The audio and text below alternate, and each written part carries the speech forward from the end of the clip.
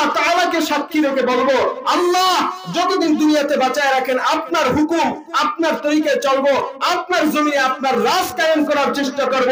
দুনিয়ার কোন তন্ত্র মন্ত্র আমাকে শান্তি দিতে পারে না, একমাত্র ইসলামী কিয়ামতের ময়দানে আমাকে শান্তি দিবে। ঠিক কিনা বলেন?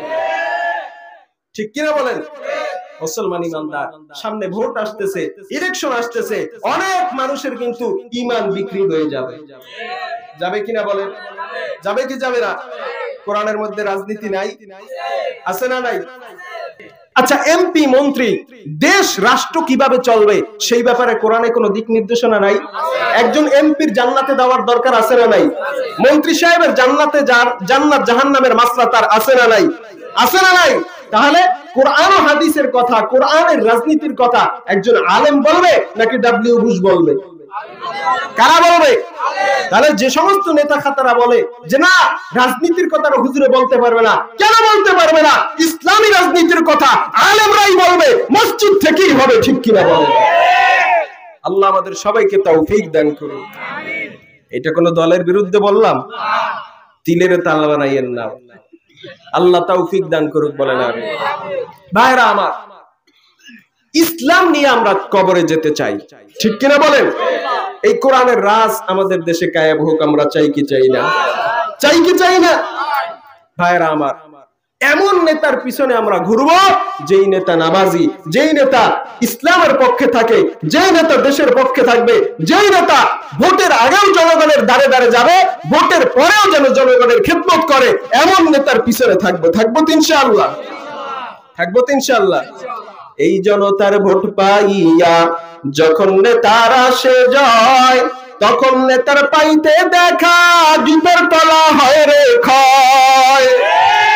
এই জনতার ভোট পাইয়া যখন নেতার আসে জয়, তখন নেতার পাইতে দেখা জুতার তলা হয় রে ক্ষয়।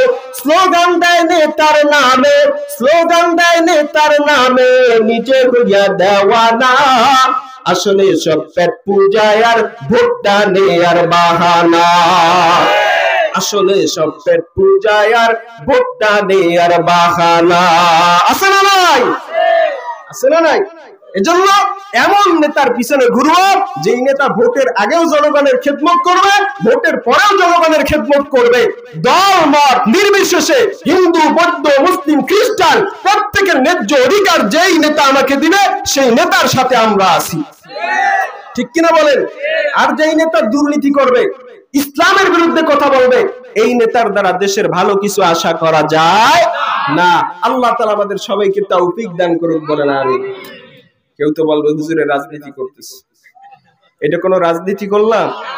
কোন দলের বিরুদ্ধে বললাম? কোন দলের পক্ষে ভোট চাইলাম? আপনার কাছে 500 টাকা আছে। কয় টাকা? আপনি নিজে রাখতে পারতেছেন না, এটা আপনি একজনের কাছে রাখবেন। একজনের কাছে কি রাখবেন? রাখার প্রার্থী হলো 5 জন।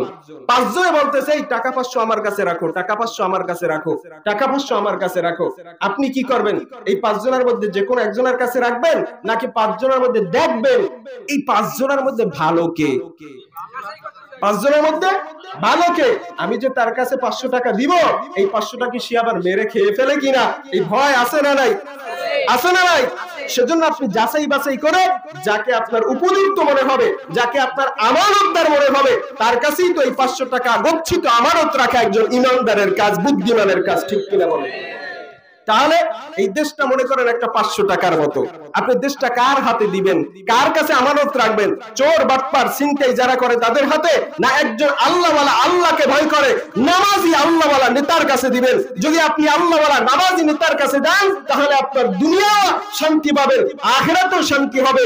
দুনিয়ায় আল্লাহ তাআলা আপনাকে হেফাজত রাখবে, দেশের মধ্যে আর রাহাজানি, ছিনতাই, চাঁদাবাজি, লুণ্ঠন হবে না, দুর্নীতি হবে না।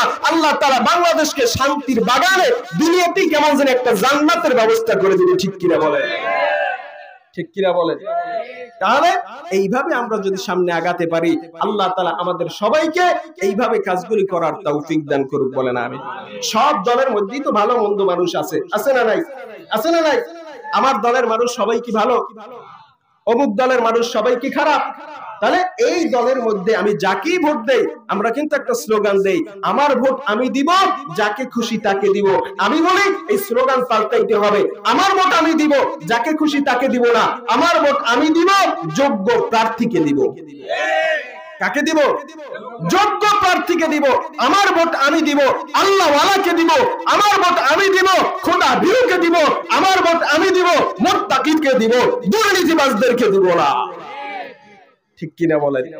আল্লাহ তাআলা আমাদের সবাইকে তৌফিক দান করুন। আর জোরে বলেন আমিন।